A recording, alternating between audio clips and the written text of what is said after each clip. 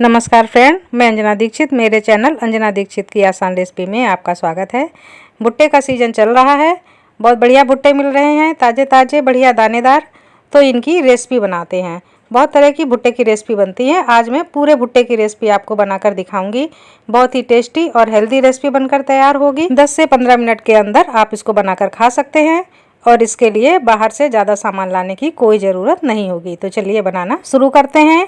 यहाँ पर हमने 1.5 भुट्टे के दाने निकाल लिए हैं। इनको धो लिया है, साफ़ कर लिया है। अब हम इससे 1 कप दाने को अलग कर लेते हैं।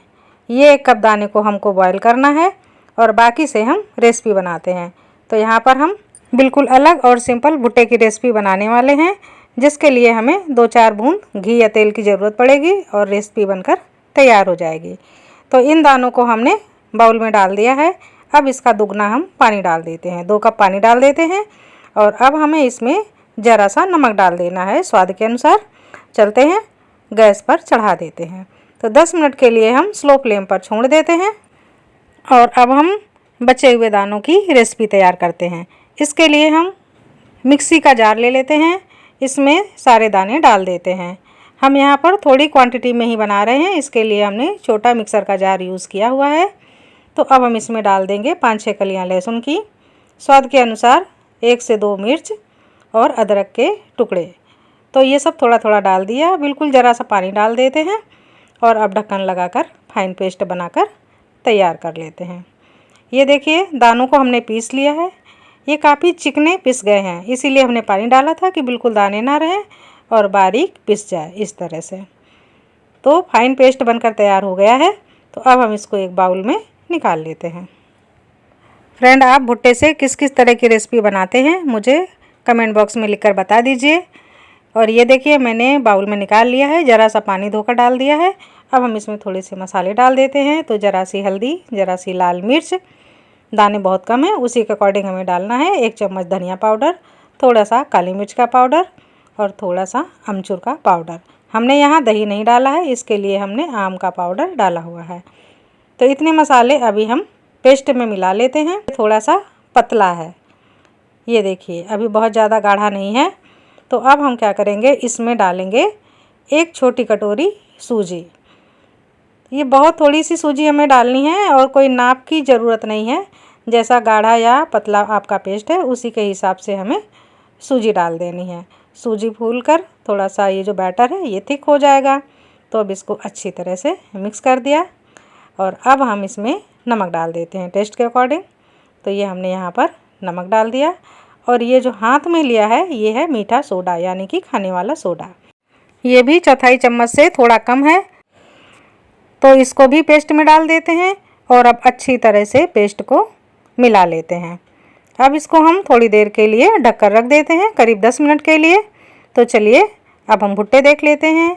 दाने अच्छी तरह से पक गए हैं क्योंकि 10 मिनट के करीब टाइम होने वाला है। और ये देखिए, हम एक दाने को हमने दबाकर देख लिया, पूरी तरह से ये फट रहा है दबाने से। तो अब हम गैस को बंद कर देंगे और अब हम भुट्टे के दानों को पानी से अलग करते हैं। छन्नी करके एक्स्ट्रा पानी निकाल देते हैं। तो ये जो मीठा पानी है वो अलग हो जाएगा और दाने दाने ऊपर रह जाएंगे। अब इन सूखे दानों को हम एक बाउल में डाल देते हैं।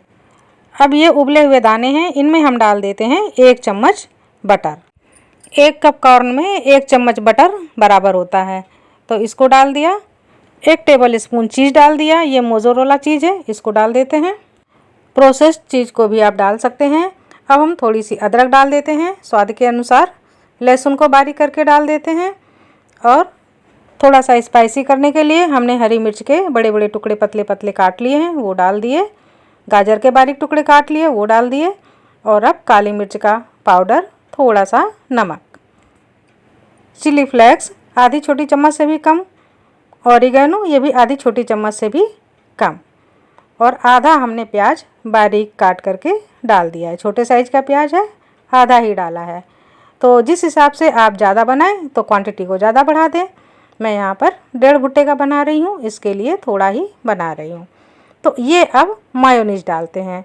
तो कम से कम 1 टेबल स्पून भर के हमको मायोनीज डालनी है। तो ये हमने छोटी चम्मच से डाला है तो 2 बार डाला है। तो 1 टेबल स्पून मायोनीज को डाल देते हैं और अच्छी तरह से मिला करके तैयार कर लेते हैं। ये देखिए, चलिए इसको साइड में रखते हैं। अब हम अपना बैटर देख लेते हैं कॉर्न का। तो ये देखिए थोड़ा सा गाढ़ा और हो गया है, लेकिन अब हमें पतला करने की ज़रूरत नहीं है, क्योंकि जो मक्का होती है ये अक्सर पानी छोड़ती रहती है। तो अगर थोड़ा भी पानी डाल दिया तो ये ज़्यादा ढीली हो जाएगी। तो ये बिल्कुल पर्याप्त है। चलिए पैन चढ़ा देते हैं, इसको थोड़े से ऑयल से ग्रीस कर लेते हैं। अब हम इसमें थोड़ा थोड़ा बैटर डाल करके, जैसे छोटे से वड़े बनाते हैं, हम दही वड़े के वड़े बनाते हैं, तो इस तरह से चपटे चपटे वड़े की तरह, या छोटा सा डोसा आप कह लें, इस तरह से हमें थोड़ा थोड़ा सा डालना है। बिल्कुल फ्लेम स्लो रखना है और इसको बंद करके 1 से 1.5 मिनट के लिए कुक कर लेना है। चलिए खोल कर देख लेते हैं। 1.5 मिनट हो गया है। ऊपर के साइड में हम थोड़ा सा ऑयल लगा लेते हैं। आप घी लगाना चाहें तो घी या बटर भी लगा सकते हैं, लेकिन हमने यहाँ पर ऑयल लगाया हुआ है। तो अब हम इसके बेस को धीरे से संभाल के निकाल लेते हैं और पलट देते हैं।